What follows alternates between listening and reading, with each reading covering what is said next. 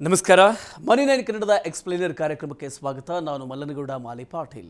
ಬನ್ನಿ, ಇವತ್ತಿನ ಎಪಿಸೋಡ್ನಲ್ಲಿ ನಾವು ಈ IEL ಎಂಬ ಕಂಪನಿಯ ಬಗ್ಗೆ ಒಂದಷ್ಟು ತಿಳಿದುಕೊಳ್ಳತಕ್ಕಂಥ ಪ್ರಯತ್ನವನ್ನು ಮಾಡ್ತಾ ಹೋಗೋಣ.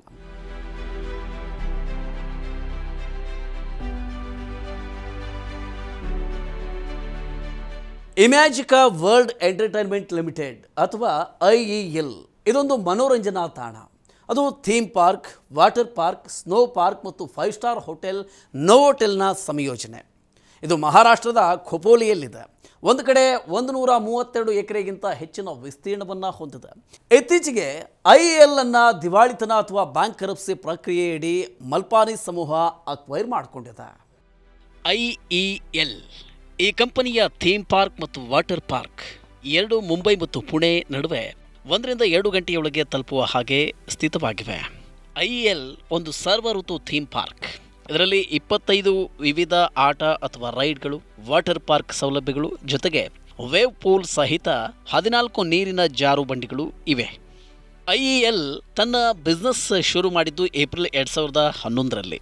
ಥೀಮ್ ಪಾರ್ಕ್ 2013ರಲ್ಲಿ ಭಾಗಶಃ ಕಾರ್ಯಾಚರಣೆಯನ್ನು ಆರಂಭಿಸಿ ಅದೇ ವರ್ಷಾಂತ್ಯದ ವೇಳೆಗೆ ಅಂದರೆ 2013ರ ನವೆಂಬರ್ನಲ್ಲಿ ಪೂರ್ಣ ಪ್ರಮಾಣದಲ್ಲಿ ಕಾರ್ಯಾಚರಣೆಯ ಆರಂಭ ಆಯಿತು. ವಾಟರ್ ಪಾರ್ಕ್ ಕೂಡ ಅಕ್ಟೋಬರ್ 2014ರಲ್ಲಿ ತನ್ನ ಕಾರ್ಯಾಚರಣೆಯ ಆರಂಭ ಮಾಡಿತು. 116 ಕೊಠಡಿಗಳ ಹೋಟೆಲ್ ತನ್ನ ಬಿಸಿನೆಸ್ನ ಮೊದಲ ಹಂತದ ಕಾರ್ಯಾಚರಣೆಯನ್ನು ಸೆಪ್ಟೆಂಬರ್ 2015ರಲ್ಲಿ ಶುರು ಮಾಡಿದರೆ, ಉಳಿದ 163 ರೂಮ್ಗಳೊಂದಿಗೆ 2018ರ ಸೆಪ್ಟೆಂಬರ್ನಲ್ಲಿ ಸಾರ್ವಜನಿಕರಿಗೆ ಮುಕ್ತವಾಯಿತು. ಇದಲ್ಲದೆ ಏಪ್ರಿಲ್ 2016ರಲ್ಲಿ ಸ್ನೋ ಪಾರ್ಕ್ ತನ್ನ ಕಾರ್ಯಾಚರಣೆಯನ್ನು ಶುರು ಮಾಡಿತು.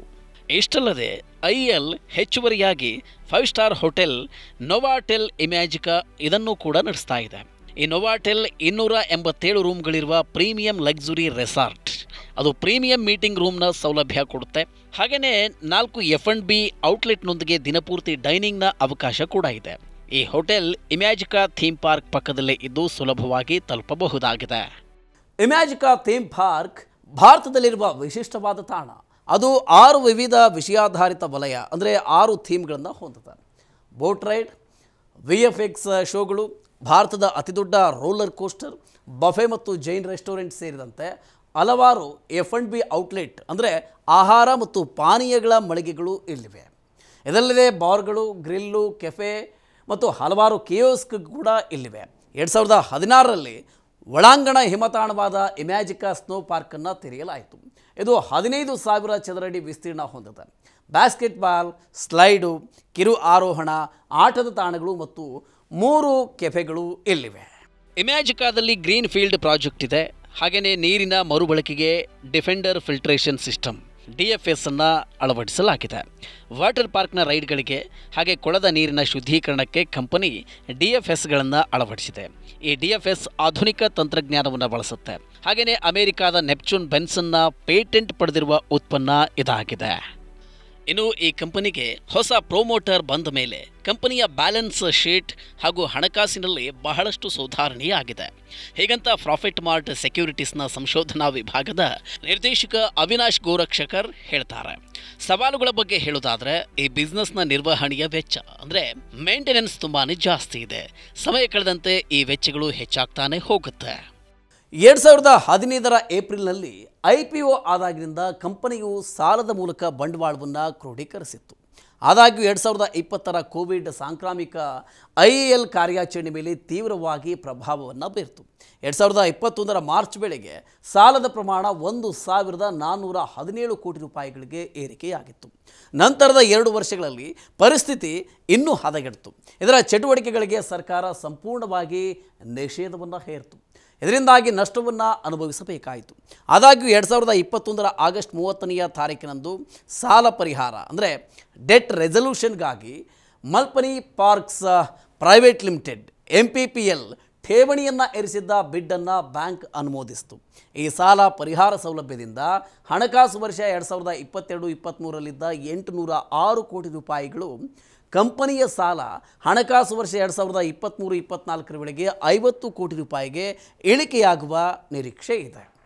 ಸಾಲದ ಸವಾಲುಗಳನ್ನು ಬದಿಗಿಟ್ಟು ನೋಡೋದಾದರೆ ಇಮ್ಯಾಜಿಕಾ ಮೌಲ್ಯಯುತ ಆಸ್ತಿಗಳನ್ನು ಕಡಿಮೆ ಬೆಲೆಗೆ ಖರೀದಿಸಿತ್ತು. ಅದನ್ನು ಅಭಿವೃದ್ಧಿಪಡಿಸಿದಾಗ ಅದರ ಮೌಲ್ಯ ಕನಿಷ್ಠ 5ರಿಂದ 10 ಪಟ್ಟು ಹೆಚ್ಚಾಗಿತ್ತು. ಹೆಚ್ಚಾಗ್ತಾ ಇರೋ ತಲಾ ಆದಾಯ, ಹೆಚ್ಚಾಗ್ತಾ ಇರೋ ನಗರೀಕರಣ ಮತ್ತು ಸರ್ಕಾರದಿಂದ ಮೂಲಸೌಕರ್ಯ ಸುಧಾರಣೆಗಳ ಪರಿಣಾಮವಾಗಿ ಇಡೀ ವಲಯಕ್ಕೆ ಲಾಭ ಸಿಗುವ ನಿರೀಕ್ಷೆ ಇದೆ. ಇದರಿಂದ ಇಮ್ಯಾಜಿಕಾಗೂ ಅನುಕೂಲ ಆಗುತ್ತೆ ಅಂತಾನೆ ಹೇಳಬಹುದು. ಇನ್ನು IEL ಹಣಕಾಸು ವರ್ಷ 2022-23ರಲ್ಲಿ ಸದೃಢವಾದ ಫಲಿತಾಂಶಗಳನ್ನು ಘೋಷಣೆ ಮಾಡಿದೆ. ಅದರ ಆದಾಯ ಸುಮಾರು 3.5 ಪಟ್ಟು ಹೆಚ್ಚಾಗಿದೆ. ಅದೇ ರೀತಿ ಆಪರೇಷನಲ್ ಪ್ರಾಫಿಟ್ ಕೂಡ 3 ಪಟ್ಟು ಹೆಚ್ಚಾಗಿದೆ. ಈ ಅವಧಿಯಲ್ಲಿ ಕಂಪನಿ ಲಾಭವನ್ನು ಗಳಿಸಿದೆ. ಈ ಲಾಭದಾಯಕ ಅಂಕಿಅಂಶದಲ್ಲಿ 196 ಕೋಟಿ ರೂಪಾಯಿಗಳ ಟ್ಯಾಕ್ಸ್ ರೀಫಂಡ್ ಇತ್ತು ಅನ್ನೋದು ಗಮನಿಸಬೇಕಾದ ಸಂಗತಿ. ಈ ಟ್ಯಾಕ್ಸ್ ರೀಫಂಡ್ ಪರಿಗಣಿಸದೆ ಹೋದರೆ ಸಿಗುವ ಲಾಭ 161 ಕೋಟಿ ರೂಪಾಯಿ. ಇನ್ನೂ ಮುಂದುವರೆದು ಕಂಪನಿಯ ಆಪರೇಟಿಂಗ್ ಮಾರ್ಜಿನ್ 38.2%ರಷ್ಟಿತ್ತು. ಇದು ಹಣಕಾಸು ವರ್ಷ 2020ಕ್ಕೆ ಹೋಲಿಸಿದರೆ 23.9%ರಷ್ಟು ಹೆಚ್ಚು. ಈ ಮಾರ್ಜಿನ್ಗಳನ್ನು ಸುಧಾರಿಸೋಕೆ ಕಂಪನಿ ಸಕ್ರಿಯವಾಗಿ ಶ್ರಮಿಸ್ತಾ ಇದೆ. ಹಣಕಾಸು ವರ್ಷ 22-23ರಲ್ಲಿ ಯುಟಿಲೈಸೇಷನ್ ಲೆವೆಲ್ ಕೇವಲ 28%ರಷ್ಟಿತ್ತು. ಇನ್ನಷ್ಟು ಸುಧಾರಣೆಯ ಆಶಯ ಇದ್ದೇ ಇದೆ. ಇದರ ಜೊತೆಗೆ ನೋವಾಟೆಲ್ ರೆಸಾರ್ಟನ್ನು ಆಕ್ಯುಪೆನ್ಸಿ ಕೂಡ 75%ಕ್ಕೆ ಏರಿಕೆಯಾಗಿದೆ.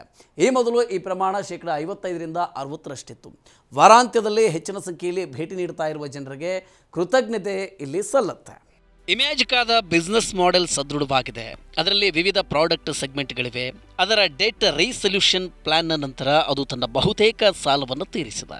ಪ್ರಾಫಿಟ್ ಮಾರ್ಟ್ ಸೆಕ್ಯೂರಿಟೀಸ್ ಹೇಳೋ ಪ್ರಕಾರ ಹಣಕಾಸು ವರ್ಷ 2023ರಿಂದ ಮುಂದಿನ 3 ವರ್ಷಗಳಲ್ಲಿ ಅದರ ಪ್ರಾಫಿಟ್ 55ರಿಂದ 60ರಷ್ಟು CAGRನಷ್ಟು ಪ್ರಗತಿಯನ್ನು ಸಾಧಿಸಬಹುದಾಗಿದೆ.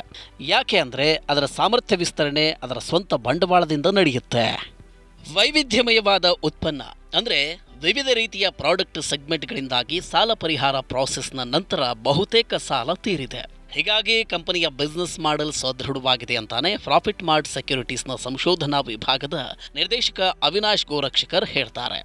ಇನ್ನು ಕಂಪನಿಯ ಸಾಮರ್ಥ್ಯ ವಿಸ್ತರಣೆಯ ಬಹುತೇಕ ವೆಚ್ಚಗಳನ್ನು ಕಂಪನಿಯು ಸ್ವಂತ ಫಂಡ್ಗಳಿಂದ ನಿರ್ವಹಣೆ ಮಾಡೋದ್ರಿಂದ ಕಂಪನಿಯ ದೀರ್ಘಾವಧಿ ಮುನ್ನೋಟ ಕೂಡ ಸದೃಢವಾಗಿದೆ ಅಂತಾನೆ ಗೋಚರಿಸುತ್ತೆ. ಹೀಗೆ ಕಂಪನಿಯ ಬಿಸ್ನೆಸ್ ಕೂಡ ರೋಲರ್ ಕೋಸ್ಟರ್ ತರಹ ಹಲವಾರು ಏರಿಳಿತಗಳಿಂದ ಕೂಡಿದರೂ ಭವಿಷ್ಯದಲ್ಲಿ ಸ್ಥಿತವಾಗಿ ಸಾಗುವ ಸಾಧ್ಯತೆಗಳಂತೂ ದಟ್ಟವಾಗಿ ಕಾಣ್ತವೆ. ಓಕೆ, ಈ ರೀತಿಯ ಇನ್ನಷ್ಟು ಮಾಹಿತಿ ಮತ್ತು ಪರ್ಸನಲ್ ಫಿನಾನ್ಸ್ ವಿಚಾರಗಳಿಗೆ ಡೌನ್ಲೋಡ್ ಮಾಡಿ ಮನಿ9 ಕನ್ನಡ ಆ್ಯಪ್ ಹಾಗೂ ಯೂಟ್ಯೂಬ್ನಲ್ಲಿಯೂ ಸಬ್ಸ್ಕ್ರೈಬ್ ಆಗಿ, ಲೈಕ್ ಮಾಡಿ, ಶೇರ್ ಮಾಡಿ. Thank you.